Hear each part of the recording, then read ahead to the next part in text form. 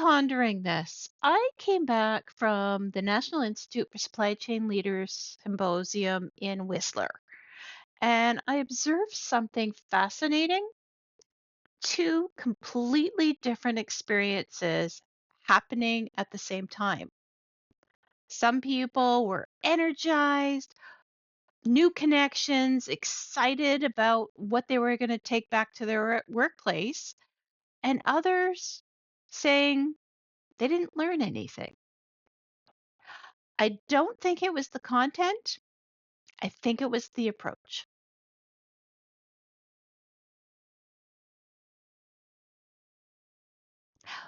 Welcome. My name is Catherine Cord, and I'm your procurement guide. Bit of a background, the National Institute Supply Chain Leaders BC 31st Symposium. Last one I went to was 18 years ago when they held it in Parksville, and my child at the time was 18 months old. So it's been quite a while since I've been to a networking event like this. So, of course, I was nervous, excited, looking forward to it, terrified of going. Like, it was just a whole bunch of ups and downs for me. Ultimately, though, I had a great time. I met a lot of great people. The theme was our story, shaping our next chapter together. There's a lot of things going on in supply chain nowadays. There were a couple of different groups, and just my observations, because of course, being so new to going to these things, my network wasn't there. A lot of my network had stopped going to these conferences or they've retired. So I was going brand new, didn't really know anybody. So I did a lot of observing. So group one stayed in their comfort zone. They stayed at the same table every day, same conversations. The second group were kind of that I would say are the mid-career professionals who didn't attend. They couldn't justify the expense. They have enough education credit. Third group really maximized the experience. And I did not see a difference between are they beginning their career, middle, end of their career. It was across the board for those who maximized. And I think it really came down to mindset and approach. Why these educational symposiums or webinars or networking events, dinners, speeches, etc., why this matters more than ever is our continuing impact beyond logistics and saving costs. Like we have a lot of geopolitical influence, trade wars, tariffs, the international relations. So some of the conference sessions reflected these. We had workshops on human rights and ethical sourcing, ESGI procurement implementation. I missed that one, unfortunately. Risk management beyond compliance and, category management. There was a session on Procurement 101 for people new to the profession. I attended that one because I wanted to know the questions that people were asking so that, some of my content here can help answer those questions and help teach. So there was also a session on recruiting strategies. I missed that one because there were 2 sessions running each time, so I had to make choices between some of the sessions. So I didn't get to go to everything. I met some great people. Some of the breakout discussions, I'm going to show them on the screen. Multiple discussion topics that we had breakout sessions that you move to a different table to have a chat about a different topic. And of course, there was the Buy Canadian movement. There was the tariff discussions. There was the sustainability table. I made a beeline to the AI table because I wanted to see what are people doing with AI and procurement. Like there was a continuum of us at the table, some who have, they'll use it to ask some questions. I've experimented with it a bit more, trying to see if I can teach it. Can I load more information into it for it to build things better? So far, really, all I'm using it for is research. Others, they're actually trying to build a model for their organization. There was a professor from one of the universities there who told us he's giving a talk about the topic later this year, which I've now since registered for. So some of the missed opportunities, so the people who stayed in their comfort zone, they didn't network or get that cross-pollination of information from other industries or other organizations that maybe could have influenced how the information was received for their organization.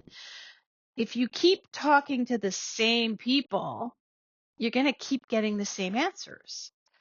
And so they kind of missed out on that by staying in their comfort zone. This conference was about $600 plus hotel plus travel. Meals were included. So if you think about the cost, and in my case, I made a vacation of it. I wanted to see Whistler. I wanted to see the Sea to Sky Highway. It was an experience for me. But beyond that, the return on investments is beyond the education credits. There is more to a conference than that. There is the strategic intelligence, like understanding where is our industry heading? Because different industries are dealing with it differently. And so something from telecommunications may actually be applicable to health, or may be applicable to private sector, may be applicable to agriculture. It was interesting to see some of this sharing of ideas. Crisis preparedness, we're learning from other people's challenges before it becomes your own.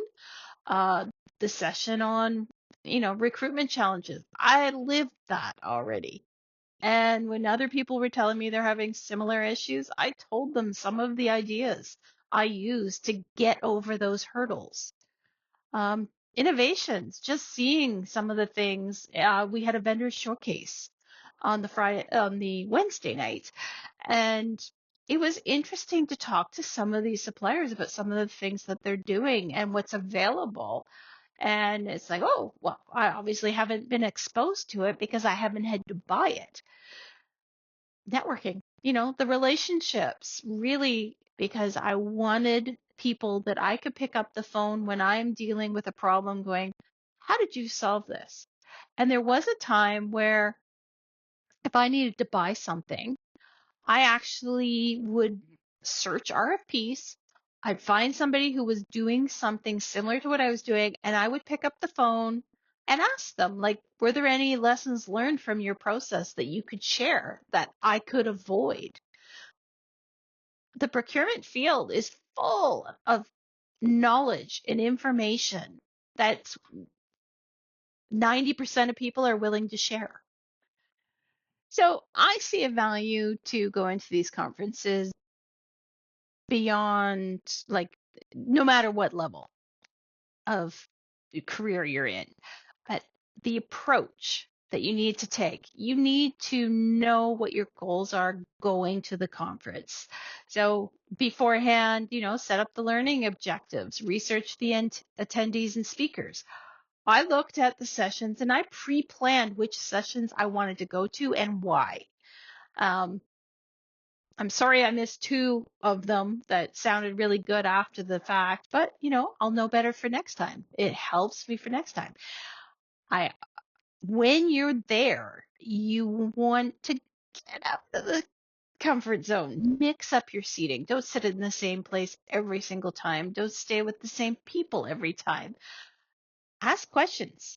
If you also research the speakers in the sessions, figure out your questions ahead of time and then be able to ask them. If you're nervous about asking the questions, practice asking the questions before you get to the conference. Have conversations with other people, genuine conversations. And then after the conference, follow up with people. Keep connected. The conference doesn't end just because it ended.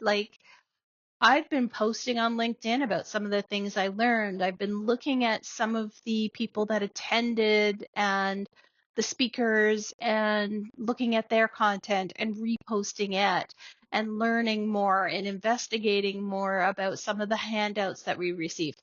I still have to read this book, but it just doesn't end when you leave. And building that momentum and excitement after the conference, it comes out in your work afterwards as well. It has a ripple effect.